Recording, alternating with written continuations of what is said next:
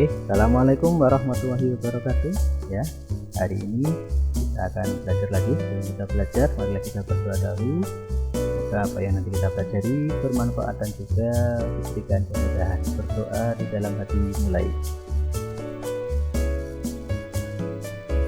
Selesai. Oke. Pada hari ini kita akan membahas tentang tema 9 subtema 1 pembelajaran 1 sampai 6 dengan tema benda tunggal dan benda campuran. Ya. Jadi ada benda tunggal dan benda campuran pada subtema 1 ini. Selanjutnya coba disimak, ada sedikit video pengantar.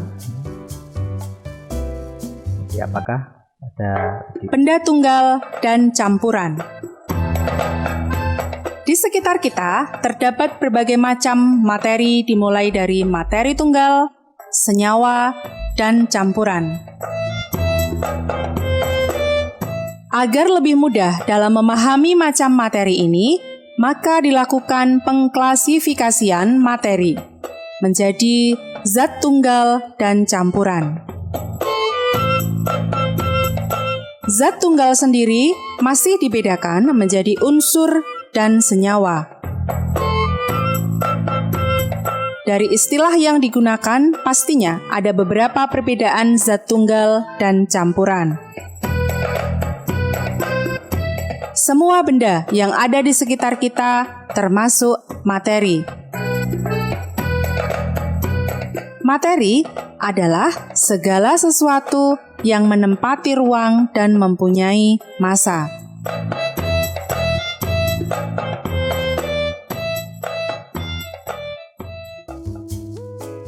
Ya, itu video pengantar pada tema kita pada hari ini. Ya, kita akan lanjutkan. Ini ada beberapa benda. Ada air, emas 24 karat, ada gula, ada garam.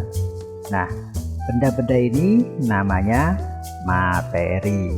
Ya, jadi materi itu sesuatu yang tadi sudah jelaskan. Bentuknya ini ada air, emas 24 karat, ada gula, ada garam. Ini semuanya disebut dengan materi. Mari kita lanjutkan dengan membaca.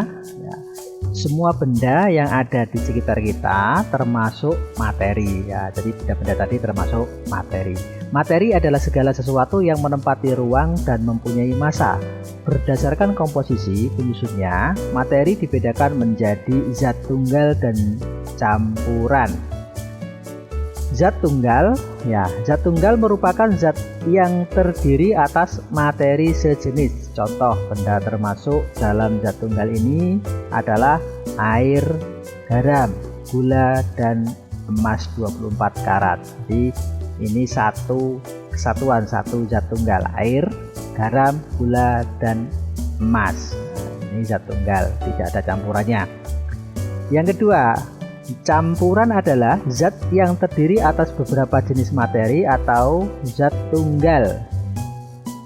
Jadi zat tunggal yang dicampur, ya itu namanya zat campuran atau campuran. Campuran dapat dibedakan menjadi campuran homogen dan campuran heterogen. Ada dua campuran itu. Yang pertama adalah campuran homogen.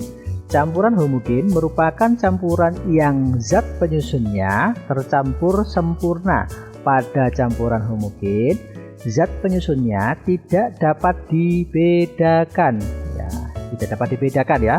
Jadi kata kuncinya adalah tidak dapat dibedakan. Homogen tidak dapat dibedakan. Contoh, air, garam, sirup, udara, perunggu, kuningan ya. Air, garam, campuran dari air dan garam. Nah, di sini kalau dicampur air garam tidak terlihat mana garamnya, mana airnya. Begitu juga sirup, udara, perunggu, dan kuningan. Yang kedua, campuran heterogen. Campuran heterogen merupakan campuran yang zat penyusunnya tidak tercampur sempurna. Pada campuran heterogen, zat penyusunnya masih dapat dibedakan. Contoh, campuran air dengan kopi. air dengan tepung, dan air dengan pasir. Air dan kopi tidak tercampur sempurna. Karena apa? Kopinya masih terlihat, ya, ada apa? Bendanya masih ada. Air dengan tepung juga bendanya tepungnya masih ada. Nah, selanjutnya mengidentifikasi campuran. Kita akan mengidentifikasi campuran. Nah, ini bisa dicoba di rumah ya. Langkah kerjanya yang pertama, sediakan gelas plastik, sendok, air, gula, minyak, pasir, dan pewarna merah. Kemudian buatlah campuran sesuai tabel berikut, lalu catat hasil pengamatanmu. Nah, ini kolomnya. Ya.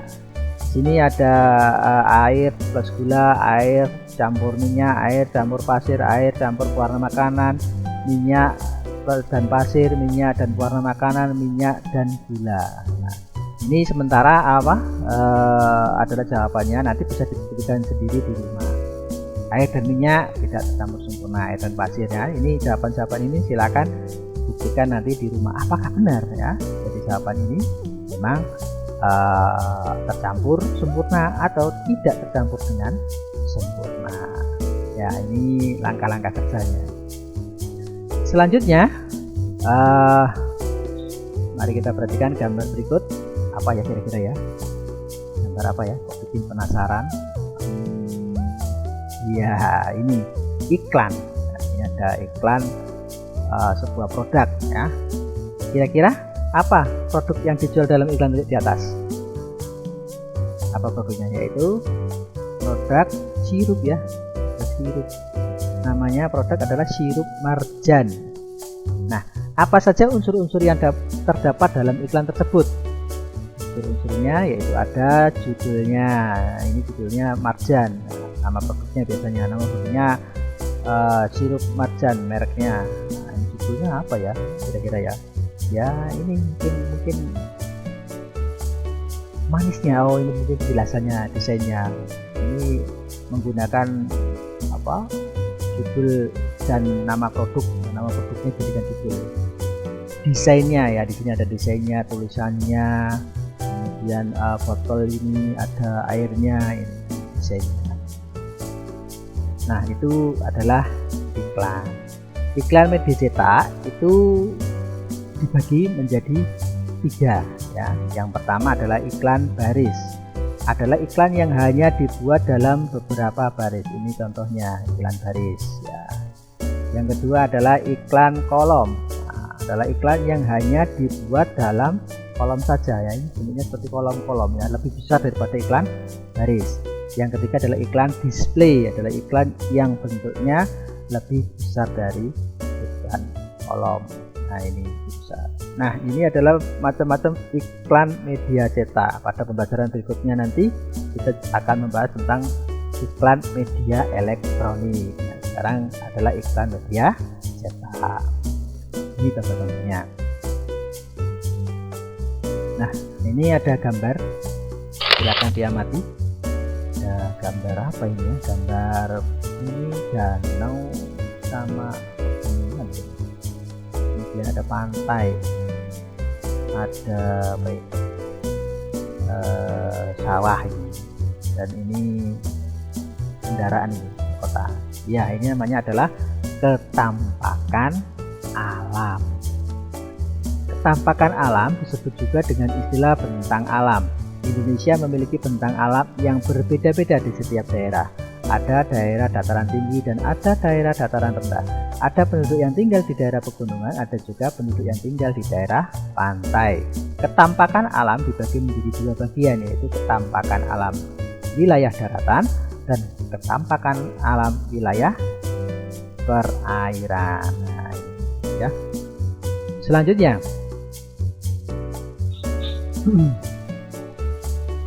perhatikan peta berikut. Ini adalah peta astronomi Indonesia. Ada garis-garisnya ya, garis-garisnya. Jadi garis-garis ini namanya garis astronomi atau garis khayal ya. Garis khayal yang digunakan untuk menentukan sebuah tempat di bumi ya. Ini garis ini tidak ada di dunia nyata, nggak ada. Ini garis khayalan ini. Jadi kalau bumi itu kalau tidak ada garis-garis ini, mungkin kapal terbang, perahu, kemudian pesawat itu tidak bisa menuju tempat tujuan karena apa? Tidak tahu posisi ya.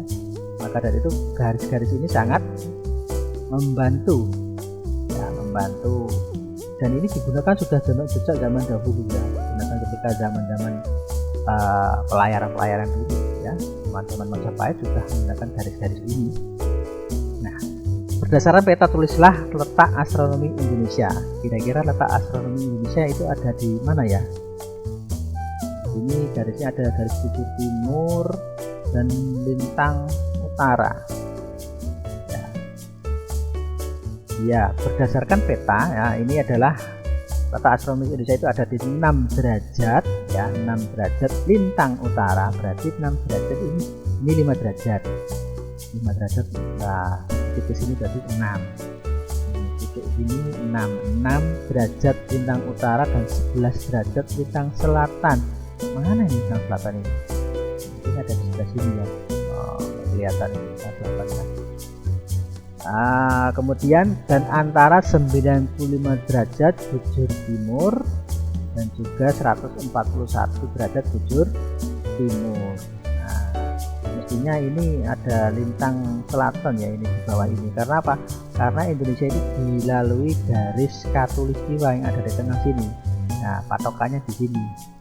Patokannya adalah garis apa?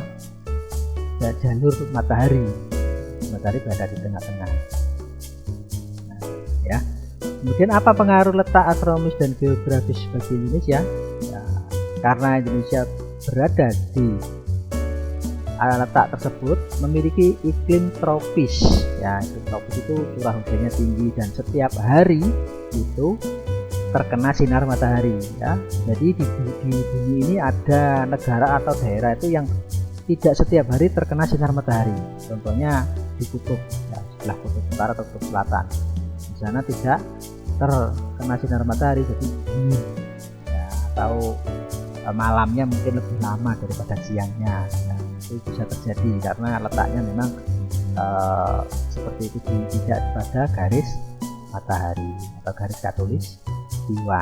Kemudian memiliki 3 wilayah waktu. Indonesia memiliki 3 wilayah waktu, yaitu waktu Indonesia Barat, waktu Indonesia Tengah, dan waktu Indonesia Timur,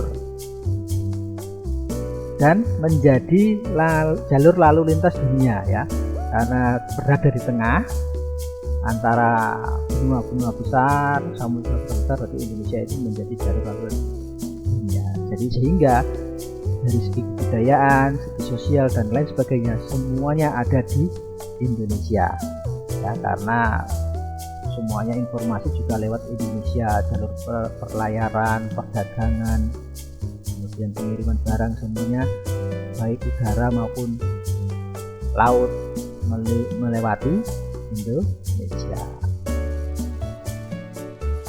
Karena Indonesia negara yang majemuk ya karena letak geografisnya tadi, karena letak astronomisnya tadi, sehingga negara kita menjadi negara yang majemuk dan wilayahnya kepulauan. Maka sikap yang harus kita kembangkan adalah pada hari ini ya, yang harus kita miliki adalah rasa persatuan dan kesatuan ya, persatuan dan kesatuan ini nanti akan timbul apabila kita memiliki sikap berikut. Yang pertama adalah saling toleransi, yang kedua saling menolong, dan yang ketiga saling menghormati. Nah, apabila 3 ini kita laksanakan, dan ini memang sudah dilaksanakan sejak dahulu zaman moyang-moyang kita sudah melakukan ini, sudah melaksanakan ini, saling toleransi, saling menolong, saling menghormati. Buktinya apa? Buktinya di negara kita ini terdapat banyak sekali jenis-jenis suku bangsa, banyak sekali jenis-jenis peternak, dan banyak sekali, dan orang apapun diterima di Indonesia. Nah, ini adalah salah satu wujud dari sikap saling toleransi, saling menolong, saling menghormati pada saat ini. Maka kita sebagai generasi penerus harus tetap menjaga sikap-sikap tersebut ya, agar terjadi persatuan dan kesatuan. Sehingga apa?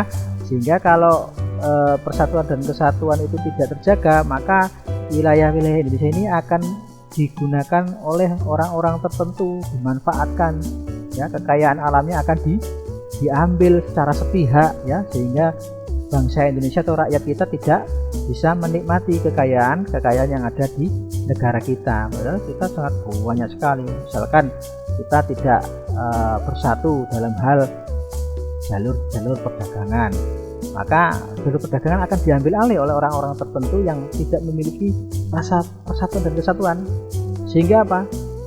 Dia akan memperkaya diri dan kemiskinan akan merajalela. Karena apa?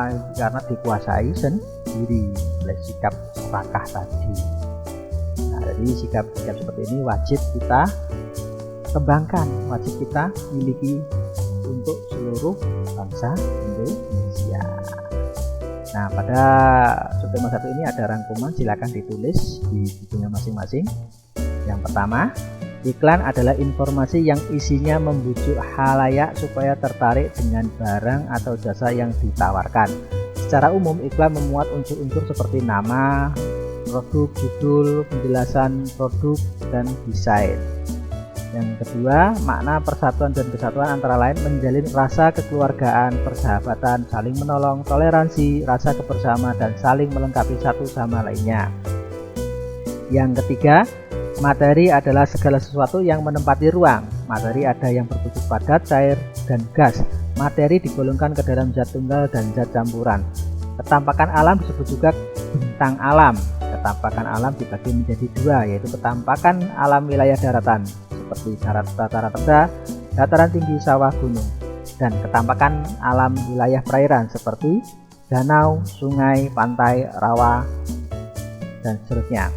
Kehidupan masyarakat di daerah dataran rendah berbeda dengan kehidupan masyarakat di daerah dataran tinggi dan pantai. Ya, sekian. Kurang lebihnya mohon maaf apa yang saya sampaikan apabila ada salah kata. Terima kasih. Assalamualaikum warahmatullahi wabarakatuh.